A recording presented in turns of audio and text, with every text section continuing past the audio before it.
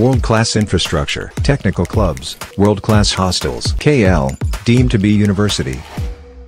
నాకు ప్రత్యర్థులుగా ఇద్దరు ఉన్నారు.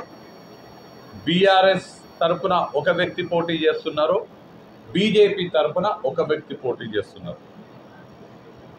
బీఆర్ఎస్కి సంబంధించినటువంటి అభ్యర్థి నాకైతే ఎక్కడ కనపడట్లేదు. అందుకు నేను వారి గురించి ఇప్పుడు ప్రస్తావన చేయకూడదు అనుకుంటున్నాను. కానీ భారతీయ జనతా పార్టీకి సంబంధించినటువంటి ప్రత్యర్థి తాలూకాలు తిరుగుతూ, మండలాలు తిరుగుతూ, ప్రజలని మభ్యపెడుతూ, ప్రజలకి అవాస్తవాలు చెబుతూ, ప్రజలని మళ్ళీ ఒకసారి మోసం చేసే పన్నాగం చేస్తుంది. కాబట్టి స్పందించాల్సినటువంటి బాధ్యత నా పైన ఉంటుంది. అన్ని అబద్ధాలు చెప్తూ తన కుటిల రాజకీయాలని మళ్ళీ ఒకసారి ప్రదర్శిస్తున్నది.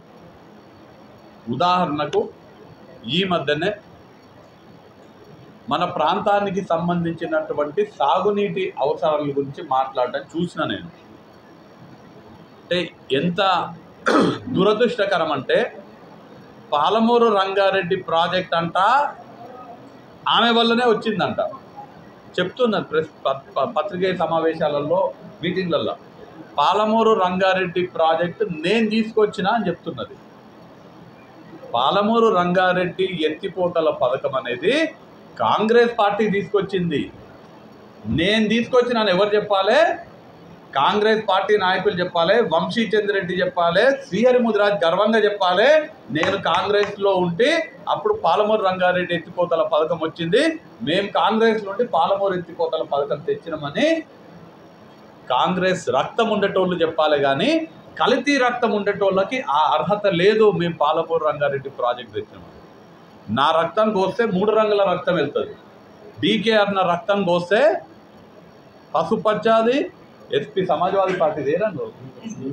Blue colour, TDP yellow colour, Congress party ఉన్నప్పుడు 3 రంగులు, తర్వాత కాషాయం. ఇవన్నీ కల్తీ కల్తీ ఉన్నటువంటి వాళ్లకు ఆ చెప్పుకునే అర్హత ఉండదు.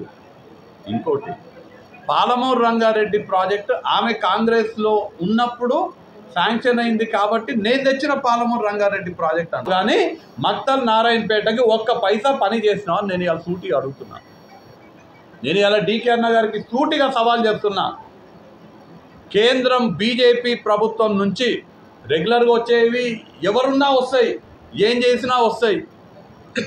అదనంగా డీకే అరుణ మీ హోదాను ఉపయోగించి, మీ పరపతిని ఉపయోగించుకొని మీరు తెచ్చుకున్నటువంటి జాతీయ ఉపాధ్యక్షురాలు పదవి తప్ప మక్తల్కి కానీ నారాయణపేటకి కానీ ఒక్క పైసా తీసుకొచ్చిందా మీరు? మరిన్ని వీడియోస్ కోసం ఛానల్ ని సబ్స్క్రైబ్ చేయండి. లేటెస్ట్ అప్డేట్స్ కోసం వాట్సాప్ ఛానల్ ని ఫాలో చేయండి. అండ్ లింక్ డిస్క్రిప్షన్ లో ఉంది.